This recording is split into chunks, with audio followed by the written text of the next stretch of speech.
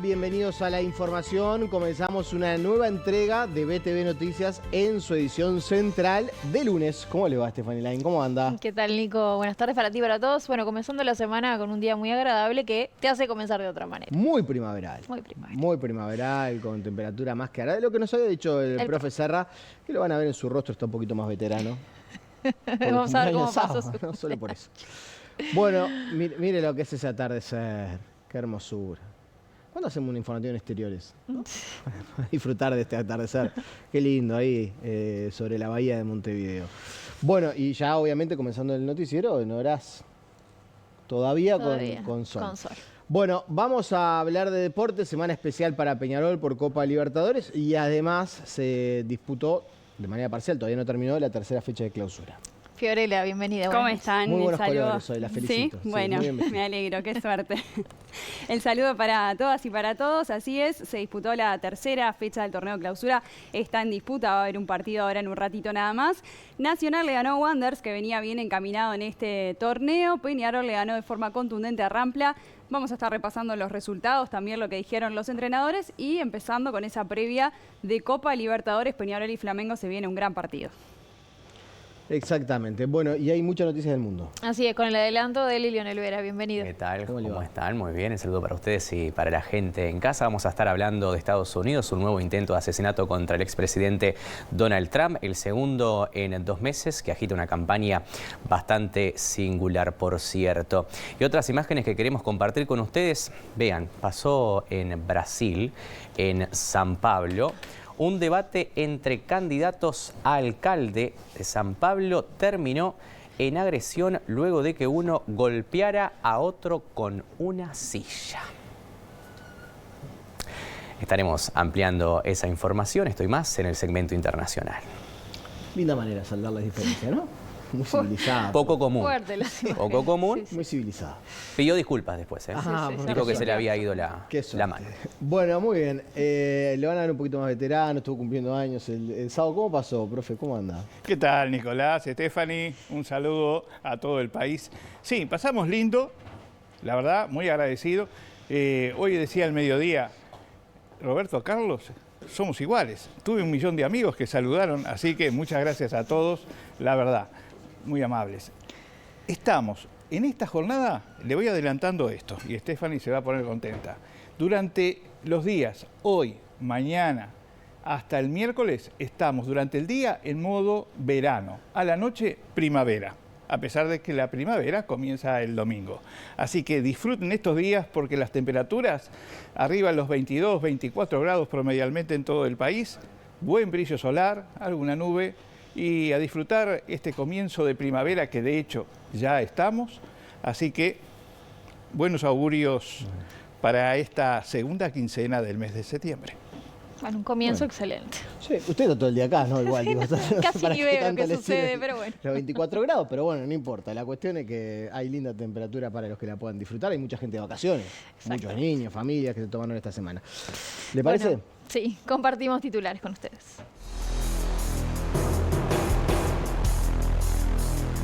En BTV Noticias, la consultora Factum presenta una nueva encuesta. ¿Qué votarían los uruguayos si las elecciones fueran el próximo domingo? Las autoridades de la educación se reunieron con los sindicatos de la enseñanza para abordar los casos de violencia en los centros educativos. En nuestra entrevista central recibimos al intendente de Montevideo, Mauricio Zunino, para hablar sobre la gestión que lleva adelante la comuna capitalina. Tras 2 años se reanudaron esta mañana los trabajos en el Batallón 13 en busca de restos de detenidos desaparecidos.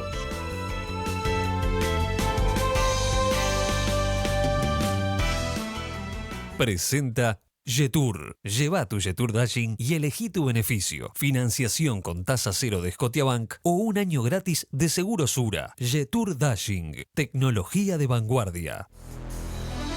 Una de las noticias del fin de semana fue que ayer domingo se produjo la clausura de este periodo legislativo. Como sucede todos los años de elecciones, el 15 de septiembre dejó de sesionar el Parlamento. Pero la actividad parlamentaria sigue en esta oportunidad vinculada al tema carcelario. Exactamente. Tomamos contacto con Matías Garro, que se encuentra allí desde el Parlamento con novedades. Matías, bienvenido.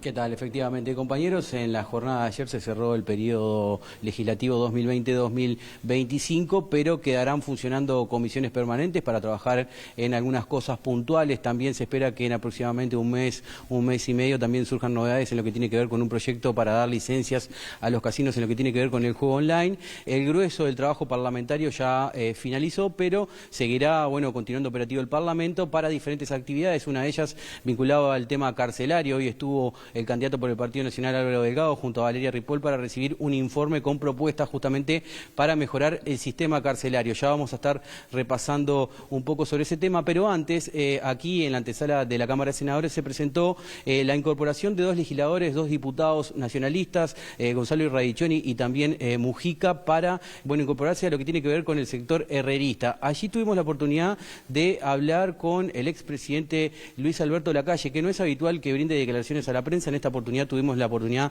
de conversar con él y realizó un análisis en torno a lo que tiene que ver con la campaña electoral. Dijo que no ve un clima de campaña y en ese sentido, hizo una puntualización en cuanto a que entiende que, son figuras nuevas los candidatos que están actualmente en la disputa y que no hay ningún candidato, según dijo Lacalle, que convoque por el solo hecho de nombrarlo. Vamos a compartir lo que decía el expresidente de la República. La campaña distinta porque son todos nuevos. No hay ninguna figura que por sí tenga una trayectoria y entonces se nota un nuevo estilo. Además, fíjense que la primera campaña que yo asistí fue en 1958, así que calculen la distancia que veo en cada una de las etapas nacionales. Esta es una etapa de inauguración de liderazgo. Buena en el sentido general porque al país le hace bien. Y en el Partido Nacional, doblemente buena porque son los que van a ser nuestros mandatarios. Quizás es una campaña distinta, al no haber esa figura que convocan a la gente por el solo hecho de nombrarla, es quizás un poquito de otro nivel, pero cada campaña es distinta. No le echemos las culpas al sistema, sino a que cuando se produce una transición generacional, hay como una etapa de acomodamiento de la figura. Fíjense que en todos los partidos hay gente nueva y eso crea una especie de prueba de ver cómo van a ir marchando, la gente los estará mirando seguro. Creo que nuestra fórmula, la del Partido Nacional, es la más sólida en ese sentido. Y como decías tú, Nicolás, hoy estuvo aquí Álvaro Delgado junto a Valeria Ripoll, reunidos con la presidenta de la Asamblea General y también con la presidenta de la Cámara de Representantes para recibir un informe con recomendaciones para mejorar el sistema carcelario, un informe que han recibido todos los candidatos a la presidencia de los partidos políticos. Y allí tuvimos la oportunidad de conversar con Álvaro Delgado y consultarle sobre estas declaraciones que ustedes recientemente escuchaban del expresidente de la República. Esto decía Delgado. Digo que para estas elecciones que todavía la gente no está en frecuencia electoral. Es mi impresión, ¿eh? Yo creo que la gente todavía ve las elecciones más lejos de lo que están. Estamos a menos de 6 semanas. Y todavía parece que falta mucho para las elecciones porque no está la frecuencia, no están mirando el tema electoral. ¿Eso de los candidatos? No, yo creo que eso tiene que ver con que no hay un gran ambiente de cambio, que hay más bien un ambiente de continuidad. Presentó Yetur. Lleva tu Yetur Dashing y elegí tu beneficio. Financiación con tasa cero de Scotiabank o un año gratis de Seguro Sura. Yetur Dashing. Tecnología de vanguardia. Bueno, le agradecemos a Mati por este primer aporte, Matías Garro desde el Parlamento. Ahora vamos a otras noticias. Hay cierta preocupación por algunos episodios de violencia en centros educativos. Se reunieron autoridades de la educación con referentes de los sindicatos de enseñanza para tratar de buscar una solución a este asunto. Tuvimos una fructífera reunión de intercambio, específicamente estuvimos hablando sobre el tema de la situación de violencia en los centros educativos y con una mirada bien específica sobre la labor docente, esto es con las cuestiones de salud laboral de los docentes. En ese marco estuvimos avanzando con el sindicato, quedamos que nos íbamos a intercambiar alguna especie de documento muy breve con cuestiones bien específicas para poder avanzar en la conformación de un espacio de trabajo, de articulación entre la ANEP y la CESEU, que nos permite empezar a trazar algunas soluciones bien puntuales y específicas con respecto a la situación de salud laboral de los docentes en el marco de las situaciones de violencia que sufren en los centros educativos. Un tema complejo que tiene distintas dimensiones, desde el diagnóstico para hacer un acercamiento al mismo, como el abordaje del tema. Particularmente señalar dos hechos importantes. Uno es la coincidencia y la preocupación y ocupación, tanto de la administración como de las organizaciones sindicales, por trabajar efectivamente en la mejora de la convivencia en los centros educativos.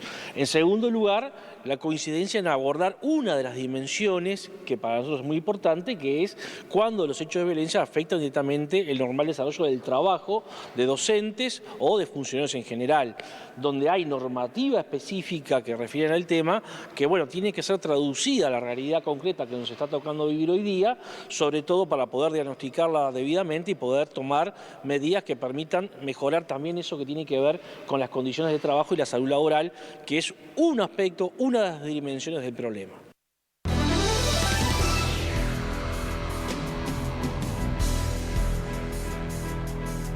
Avanzamos en informaciones de la crónica policial y un trágico hecho que ocurrió en la ciudad de Minas, en el departamento de La Valleja. Un joven de 25 años y su hija de 5 meses fueron encontrados muertos en su vivienda. El caso se investiga como posible homicidio y posterior suicidio. La policía investiga la muerte de un joven de 25 años y su hija de 5 meses, cuyos cuerpos fueron hallados con una herida de arma de fuego en una casa ubicada en la ciudad de Minas. De acuerdo a la información policial, el pasado viernes, el hombre fue a buscar a su hija a la casa de la madre de quien estaba separada. Luego fue a Minas, a su casa, y visitó a su hermano, próximo a las 18 horas, pero luego de eso no supieron más nada de él.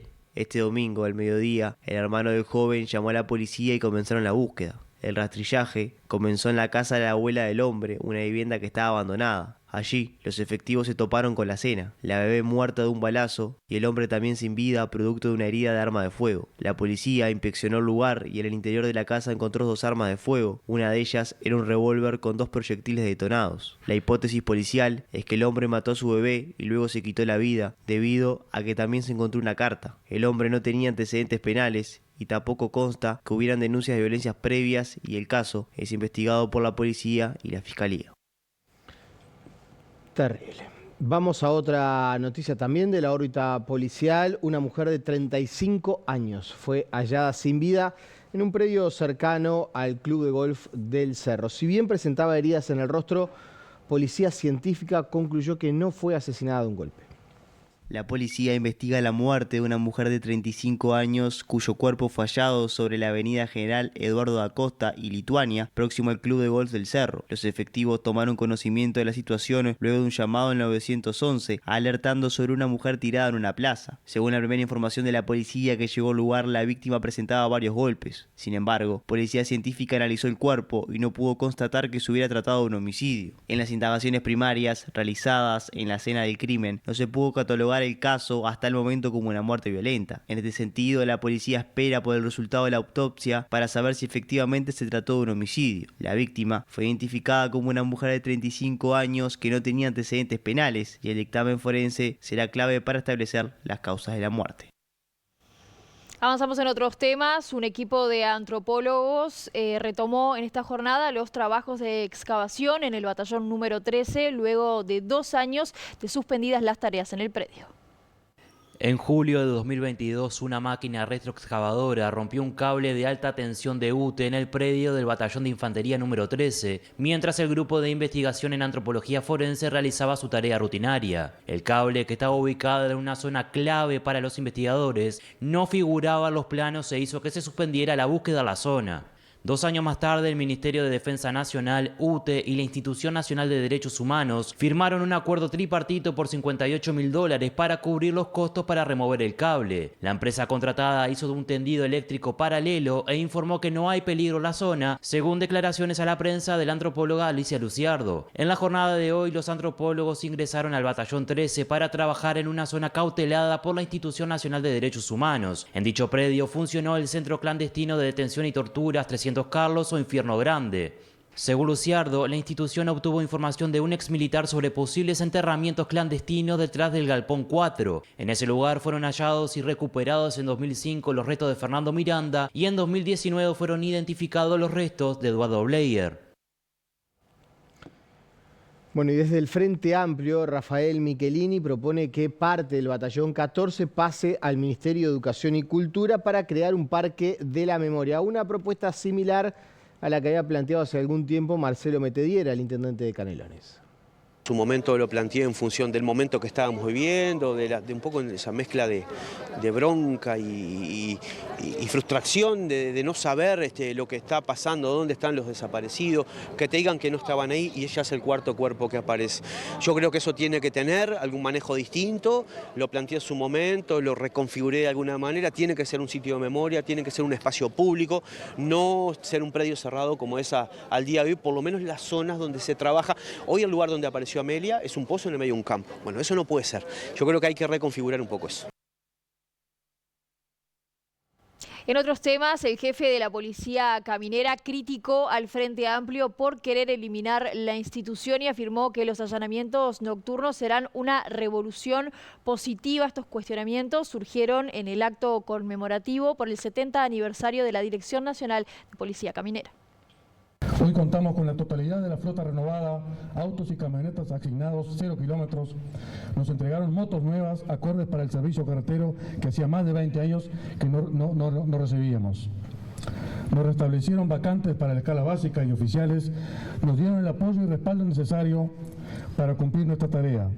Pudimos crear otras unidades operativas. En otro pasaje de su discurso, el jefe de Policía Caminera indicó que en caso de aprobarse el plebiscito de allanamientos nocturnos, vamos a tener una revolución positiva en materia de seguridad ciudadana. Estos dichos se dieron en presencia del presidente Lacalle Pou, a quien el jerarca manifestó profundo agradecimiento por lo que consideró hitos de la actual administración. El intendente de Canelones, Marcelo Metediera, respondió en las últimas horas estos dichos del jefe de Policía Caminera. Los discursos son discursos, estamos en un aniversario redondo en su casa y en un momento electoral en el cual es razonable que algunas cosas quizás en otro momento en un discurso no se planteen. Yo creo que es un momento político, no sé si corresponde, yo creo que no corresponde, no sé si puede hacerlo, pero bueno, más allá de eso sí comparto en parte aquel momento en el cual se había trasladado la necesidad de Caminera a pasar a Policía Nacional, eso fue un debate que se dio. Nosotros el espacio nuestro no acompañó ese momento porque entendíamos que era inoportuno, pero bueno, después se terminó resolviendo. Pasamos a otras noticias. También durante el fin de semana se cerró la Expo Prado y en esa oportunidad el ministro de Ganadería, Fernando Matos, destacó el trabajo del gobierno en pos de lograr grandes acuerdos internacionales. Nuestro país tiene en la actualidad 107 mercados abiertos y dijo que espera cerrar el periodo de gobierno con 120 destinos para nuestras exportaciones. Se ha planteado el Tratado de Libre Comercio con China, nuestro principal socio comercial, donde no hemos podido avanzar en función de nuestra pertenencia al Mercosur. A pesar de la negativa en función de las posiciones, especialmente de los países de la región, hemos tenido avances. Hemos tenido avances desde el punto de vista de una posición diferente por parte de la Argentina en este momento. Una consideración de parte de Brasil, donde las confederaciones Nacional de la Agricultura generó trabajos importantes, donde identifica que un eventual tratado de libre comercio beneficiaría también a Brasil, aumentando 1.4% del Producto Interno Bruto, generando más empleo, que lógicamente beneficiará más a la agroindustria y un poco menos a la industria tradicional, pero que lógicamente generaría un balance positivo para ese país, lo que ya determina que a partir del sector privado existe la intención de avanzar en la decisión política de negociar tratados de libre comercio con el Mercosur. Esto sería un cambio absolutamente importante para la realidad económica y comercial del Uruguay. Evidentemente que la lengua a Japón, los estómagos bovinos a China, lo que puede hacer la carne con hueso a Israel, el sorgo a China, el material genético, las exportaciones de ganado en pie, los caballos deportivos, una cantidad de aspectos que hemos avanzado en una cantidad de acuerdos y vamos a concluir, ya tenemos cerca de 107 mercados abiertos y pretendemos llegar a la final de la administración con más de 120 mercados abiertos para la mejor opción y oportunidades de los uruguayos, tener más opciones comerciales para la agroindustria. Eso genera más empleo, más actividad, más economía, más crecimiento. Y tras los reclamos de la Asociación Rural del Uruguay en lo que tiene que ver con bajar el déficit fiscal, el ministro de Ganadería dijo que durante este gobierno no hubo exceso de gastos, sino gastos extraordinarios. Muchas de las circunstancias que tuvimos que enfrentar en esta administración, súmese las crisis de la pandemia, más lo que fue la guerra, la invasión rusa a Ucrania, más la diferencia de tipo de cambio con Argentina, más la sequía, eso generó gastos extraordinarios en el presupuesto nacional de 4.300 millones de dólares. Eso significa un 1,5% por año de déficit fiscal adicional. Aún así, el gobierno está haciendo el esfuerzo para entregar un déficit fiscal que a esta altura está un punto por debajo de lo que recibimos en el 2019 o fines del 2019. Por lo tanto, es cierto que el déficit fiscal se genera o por caída de la recaudación, que también la caída de la inflación genera ese efecto, como también el exceso de gasto. Acá no ha habido exceso de gasto, lo que ha habido son gastos extraordinarios en función de estas coyunturas externas que han generado que el erario público tuviera que tener un dispendio mayor para enfrentar estas circunstancias, sea la sequía, la mayor de la historia, la crisis hídrica para la zona metropolitana de Montevideo y todo lo referido a la fuga de recaudación que significó la diferencia de cambio con Argentina.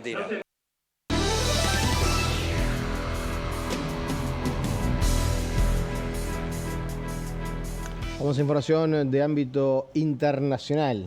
Recibimos a Deli Lionel Vera. Bienvenido nuevamente, Deli. Muchas gracias. Vamos a comenzar en Estados Unidos. Vamos a hablar de este nuevo intento de magnicidio contra el expresidente Donald Trump en las últimas horas. El FBI investiga lo que parece ser un intento de asesinato contra Trump en Florida.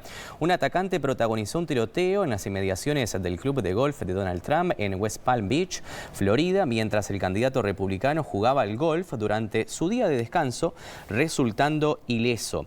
Los agentes a cargo de la investigación confirmaron que no hubo heridos y que el autor huyó del lugar y fue detenido pocos minutos después. El incidente se produce 2 meses después de que el magnate sufriera un intento de asesinato en el que resultó herido de bala en una oreja durante un mitin de campaña rumbo a las presidenciales del 5 de noviembre. Pero ¿quién es la persona que se encuentra detenida y que comenzó a declarar a media tarde y que todavía prosigue? Vean ustedes, tenemos una placa. Se trata de Ryan Wesley Root, de 58 años, originario de Carolina del Norte, techador de profesión, constructor.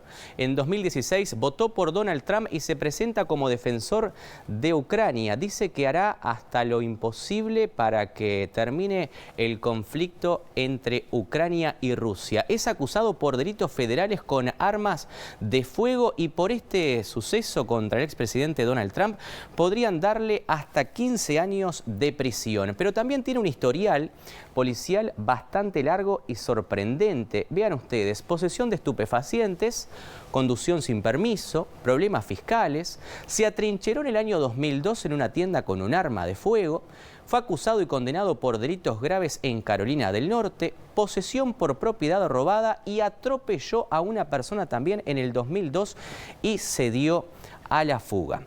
Reiteramos, esta persona comenzó a declarar a mediados de la tarde, aún continúa. El expresidente Donald Trump dijo que se encuentra bien. La campaña por ahora sigue rumbo a lo que son las elecciones del 5 de noviembre. Cambiamos de información, nos vamos ahora hacia Brasil, hacia el vecino país. En las últimas horas vivió una escena sin precedentes en la historia política del país durante un debate televisado entre candidatos a alcalde. Uno agredió a otro con una silla. José Luis Datena, candidato del Partido de la Socialdemocracia Brasileña, agredió con una silla a Pablo Marçal del Partido Renovador Laborista Brasileño. La agresión ocurrió después de que Marçal mencionara un caso de acoso sexual que había sido acusado a Datena, pero desestimado posteriormente. Tras el ataque, Datena fue expulsado del programa y Marçal fue llevado al hospital para recibir atención médica. A pesar de la insólita agresión, el debate continuó con los 4 candidatos restantes. Horas después del violento episodio que recorrió todo Brasil y el mundo, Datena se expresó públicamente y reconoció: perdí la cabeza, lamentablemente perdí la cabeza y no debería haber actuado así. Este evento inesperado subraya el alto nivel de tensión y rivalidad en la contienda electoral de San Pablo, la ciudad más poblada de Occidente y motor industrial de Brasil. Tremendo. Viajamos ahora hacia la República Argentina. En las últimas horas, el presidente de ese país, Javier Milei, presentó el presupuesto para el 2025. Ante un auditorio con varias ausencias, principalmente de legisladores del kirchnerismo, el mandatario ratificó la idea económica que lleva adelante y confirmó que continuará con el veto de leyes que pongan en riesgo el equilibrio fiscal. Javier Milei dejó un fuerte mensaje hacia los gobernadores, a quienes les advirtió que para garantizar la baja del gasto público consolidado deben hacer un ajuste de 60.000 millones de dólares. Es la primera vez que un presidente asiste al Congreso para presentar un presupuesto y explicó que decidió ir personalmente porque es económico y porque se trata de un proyecto de presupuesto diametralmente distinto. Milei reiteró conceptos económicos que viene esgrimiendo desde su llegada a la Casa Rosada en diciembre pasado. Aseguró que el déficit solo se cubre con deuda, con más impuestos o con emisión y que ninguna de esas opciones son viables en su proyecto. Resaltó que este 2024 será el primer año de superávit fiscal sin entrar en default de toda la historia argentina y recordó que la última vez que las cuentas públicas tuvieron saldo positivo fue en 2014, pero aseguró que se logró por no pagar los vencimientos de deuda. En su alocución, Milei volvió a plantear su visión de un Estado nacional centrado en la macroeconomía y la seguridad. Reiteró que no hay peor forma de gastar que el gasto estatal y dijo que gestionar es achicar el Estado para engrandecer a la sociedad. El mandatario cerró su presentación con el eslogan que caracteriza La Libertad Avanza: que las fuerzas del cielo nos acompañen. Bueno, hasta aquí un repaso de las noticias más destacadas a nivel internacional. Quedó sorprendido con lo de Brasil, por lo que veo. Sí, me pareció una manera poco convencional de solucionar los diferentes políticos. Pero bueno, reconoció que se le fue la cabeza. Cosas que yo no sé al final. Reconoció que se le fue la cabeza, ¿no? Sí, parecería que sí. A primera vista uno podría decir que sí. Gracias, Deli. A ustedes. Hacemos la pausa.